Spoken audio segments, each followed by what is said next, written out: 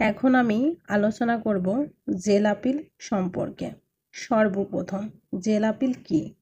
Jail appeal বলতে বোঝানো হয় সেই আপিলকে যা একজন আসামি কারাগারে আটক অবস্থায় নিজে লিখিতভাবে দায়ের করে।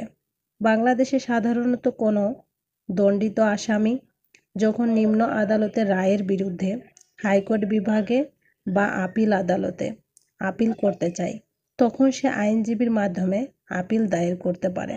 কিন্তু যদি আসামি কারাগারে থাকে এবং আইনজীবী নিয়োগ করার সুযোগ না থাকে, তখন সে জেল কর্তৃপক্ষের মাধ্যমে হাতে লেখা বা মৌখিকভাবে নিজের আপিল জমা দেয়। একে বলা হয় জেল আপিল। বাংলাদেশে জেল আপিলের ধারা ও প্রক্রিয়া।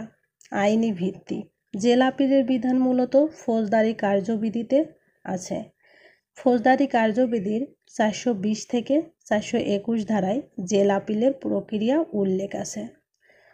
ধারা 420-এ বলা হয়েছে, কারাগারে আটক কোনো আসামি যদি দণ্ডাদেশের বিরুদ্ধে আপিল করতে চায়, তবে সে নিজের হাতে লিখে বা জেল সুপারের সাহায্যে লিখিয়ে একটি আবেদন করতে পারে।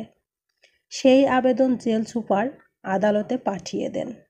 ধারা 421-এ বলা হয়েছে, আদালত আপিল গ্রহণ করলে কপি প্রসিকিউশনকে পাঠায় এবং শুনানির তারিখ নির্ধারণ করে। আদালত মনে করলে কোনো আলোচ্য কারণ ছাড়া আপিল খারিজ করতে পারে না। আসামি দরিদ্র হলে আদালত রাষ্ট্রীয় ব্যয়ে আইনজীবী অথবা লিগ্যাল এইড অফিসার নিয়োগ করতে পারে।